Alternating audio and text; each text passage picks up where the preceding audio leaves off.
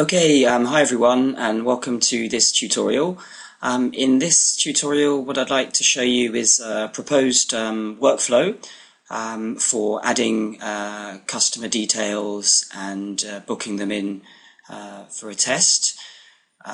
So let's get started. I'll try and do this as quickly as possible. So what I've done is I've been on to, let me just switch over.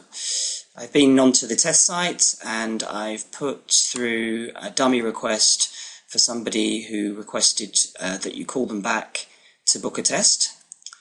So if we go into Zendesk, I can see that's come through to me here, this one, Samuel Bennett. So let's just run through a proposal. This is not obviously how you have to do it, but this is one way you could do it. So this has come through. I'm opening the ticket now. Just wait for that to load. So as we can see, we have the telephone number down here. So let's just say I've run the customer, talking to the customer on the phone. The customer is saying to me, I'd like to book a test. I could then click over here on Bookio.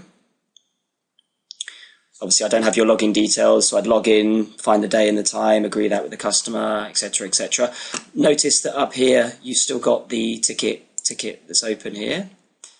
Okay, so we talked about keeping the customer's details within the system so that you could perhaps send their address to the email marketing software, add it to one of your lists, or just simply contact them by email at a later date. So because this person, Sam Bennett, only provided us with a telephone number, we added automatically a dummy email address, so Sam Bennett temp at britishcouncil.gr. So whilst I'm talking to them on the phone and I'm saying, would you like to be added to our email marketing, or or at least saying, could I keep your details to contact you in the past? What I'd be doing is I'd be clicking here, just to the left. Okay, you'll see the ticket again, and actually all the all the interactions the person has had with you via Facebook, Twitter, whatever, in the list here. Obviously, to go back to the ticket, you just click there. So let's go back again to the details. And then what I'm going to show you is I'll explain why in a minute, but this is what you have to do if we've created a temporary address for the customer. So what I'm going to do is I click on the email address and I do verify now. Okay.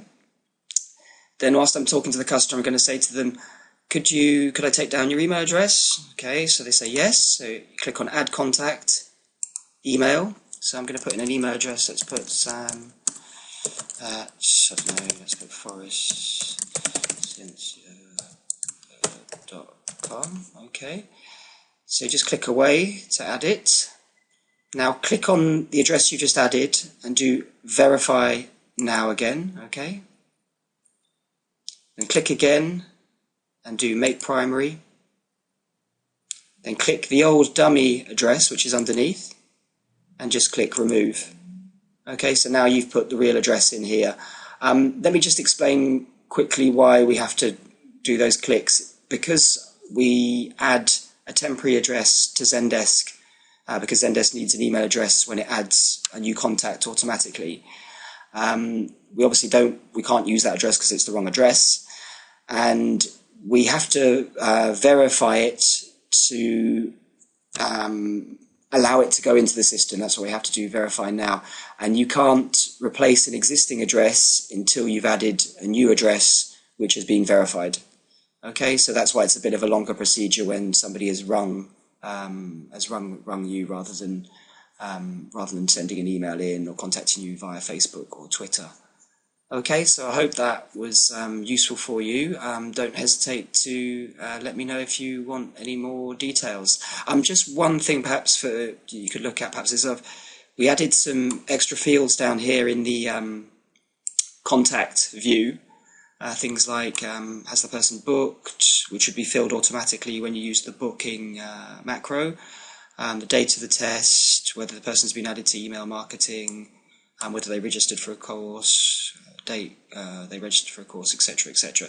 So it'd be good to look at that and see what you think and whether that sort of information is going to be useful to you there.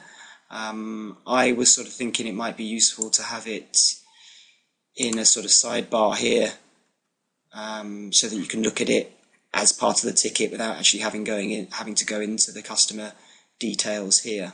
Okay, so that's all for this tutorial. Thanks very much.